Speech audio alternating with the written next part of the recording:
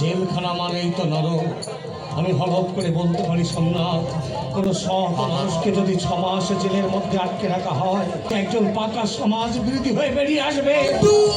আমার কি মনে হয় জানিস, ওই জেলখানা প্রথমে তৈরি হয়েছিল মানুষকে সংশোধনের সুযোগ করে দেওয়ার জন্য।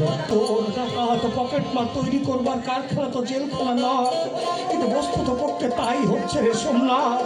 ওখান থেকে বেরোবার পর মানুষ আর মানুষ থাকে না রে সোমনাথ, একটা জানোয়ার বলে যায়। তাই হোক, যে বিকাশের মুক্তি পেয়েছিস সেটাই তোর ভাগ্য। তুই যে ষড়যন্ত্রের শিকার হয়েছিলি, জেল তোর অবধারিত। আমি জানতাম রে সোমনাথ, ছাড়া আমি পাবো, কারণ আমি তো কোনো অন্যায় করিনি রে। ওরে সত্যের সূর্যকে কখনো মিথ্যার কুয়াশা দিয়ে ঢেকে রাখা যায় না, একদিন তা প্রকাশ পাবে। বাড়ি গিয়েছিলি? আজকে রাতটা তোদের এখানে থেকে কাল ভোরে বাড়ি চলে যাব। হ্যাঁ রে সোমনাথ, আমার মা বাবা দীপা এরা সব কেমন আছে জানিস? আছে। মা বোধহয় খুব ভেঙে পড়েছে, তাই না রে? বাবা হয়তো বিশ্বাস করেছে সত্যি আমি ছিনতাই করেছি, কিন্তু আমার পর দীপা কিছুতে বিশ্বাস করবে না, কারণ সে তো তার দাদার মনটাকে আয়নার মতো দেখতে পায়। তবে তবে সঞ্জয় সেনকে আমি কিছুতেই ছাড়বো না।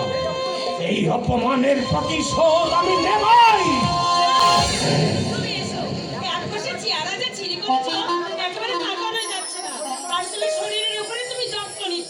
কি করবো বলো, জেল হাজতে তোমার মতো প্রিয়জন তোকে তো ছিল না যে যত্ন করে খেতে দেবে।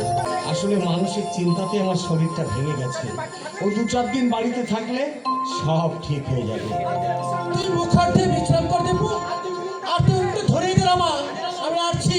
এই কোথায় যাবি এত রাত্রে? আরে এতদিন বাদে বাড়িতে এলি, শুধু ডাল ভাত তো আর তোর সামনে ধরে দেওয়া যায় না। তুই একটু বিশ্রাম কর, আমি বেশি দেরি করবো না রে। আমি যাবো আর আসবো।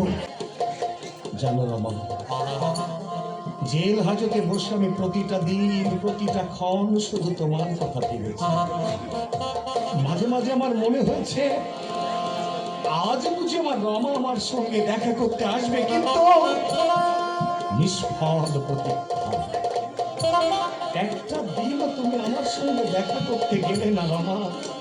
তুমি তুমি কি আমাকে ঘৃণা করো রমা?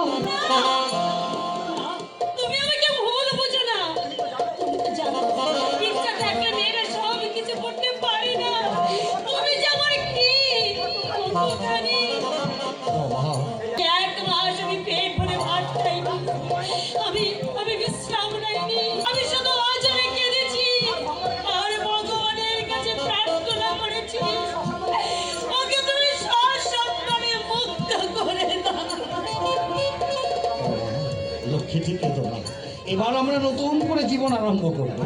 আমি মনে মনে ঠিক করেই ফেলেছি যে চন্দনের সঙ্গে দীপার বিয়েটা হয়ে গেলে আমি তোমাকে বিয়ে করে বাড়িতে নিয়ে যাব। তোমাকে দূরে সরে রাখতে আমারও যে ভীষণ কষ্ট হয়।